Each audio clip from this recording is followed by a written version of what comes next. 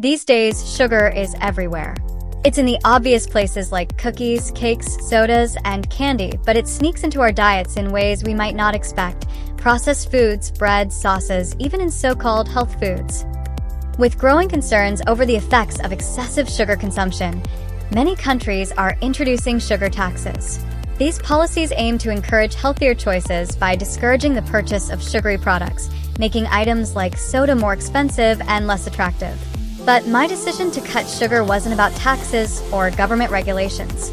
I wanted to find out how giving up sugar for 30 days would change my body and mind. Could I really live without sugar? How would I feel? I decided to take the plunge and find out.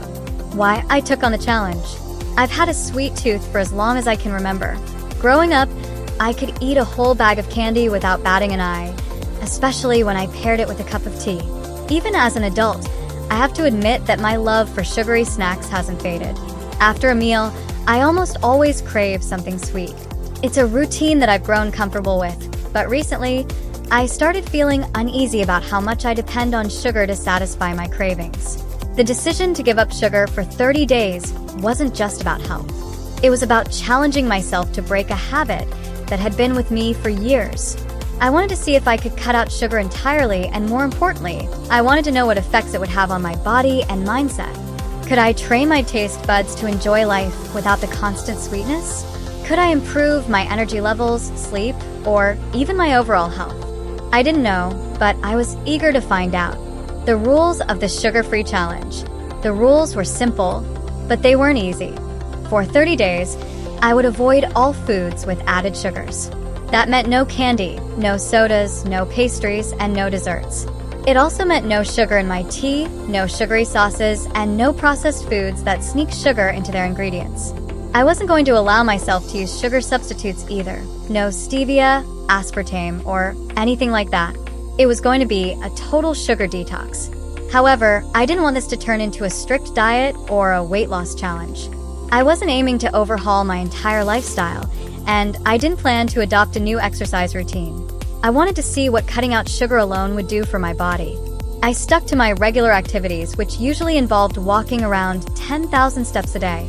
I've always preferred walking over public transport, so instead of taking the bus to school, I walked the 2 kilometers each way.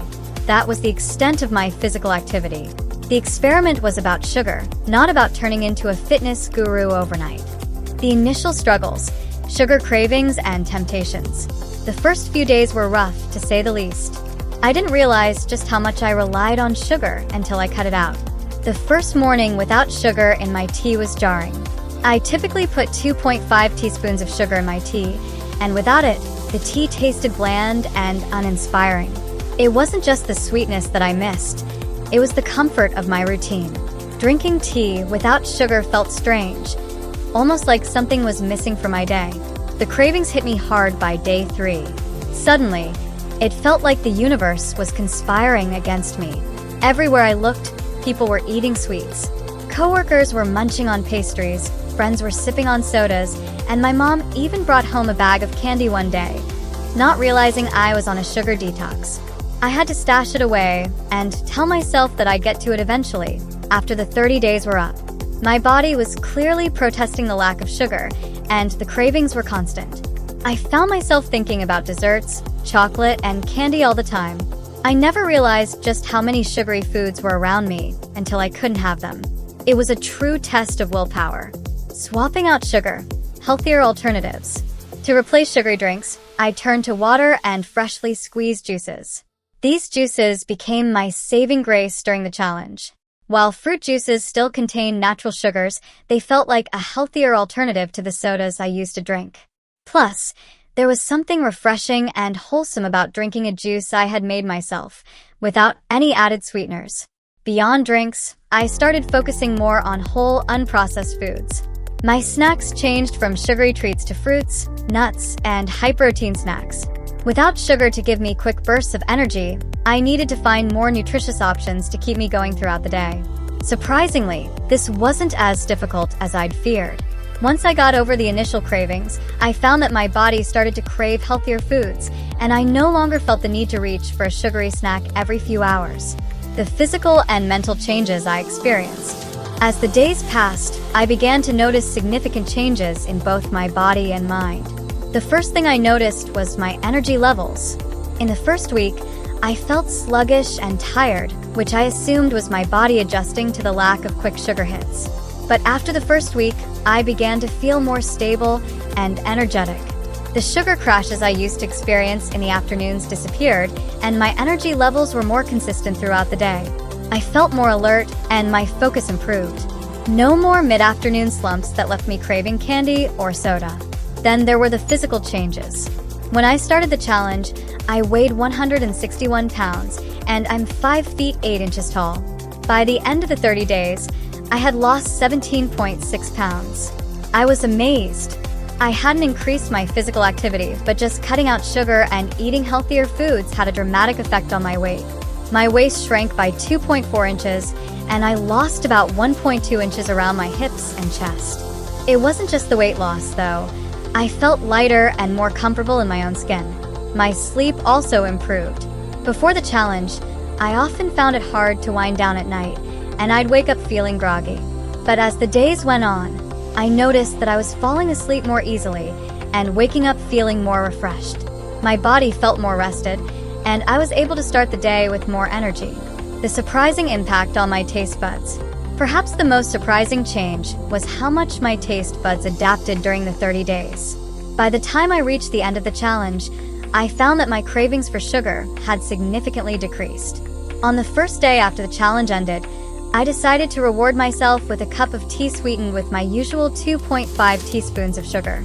But to my shock, it tasted far too sweet. It was overpowering, and I couldn't finish the cup. I had grown so used to drinking tea without sugar that adding it back in felt unpleasant. My taste buds had completely adjusted, and now even a small amount of sugar tasted overwhelming. The same thing happened when I finally ate the candy I had saved for after the challenge. I expected to savor every bite, but instead, it was too sugary and left me feeling unsatisfied. My body had adjusted to life without sugar, and I found myself craving something less sweet. What I learned from this sugar-free challenge. By the end of the 30 days, I had learned several valuable lessons. First and foremost, I learned that giving up sugar is tough, but not impossible. The cravings were real, especially in the beginning, but they eventually subsided, and I realized that my body could function and even thrive without constant sugar intake. More importantly, I learned that diet should be about balance, not extremes. While I felt great after going sugar-free for 30 days, I knew that completely eliminating sugar from my life wasn't realistic or sustainable for me in the long term. I love sweets, and life is too short to never enjoy a slice of cake or a piece of chocolate again. The key is moderation. Going forward, I've decided to keep my sugar intake in check, but I won't be cutting it out completely. Instead, I'll reserve sugary treats for special occasions and enjoy them mindfully, rather than consuming them out of habit. This challenge helped me break the cycle of mindless sugar consumption, and now I feel more in control of my diet and my health.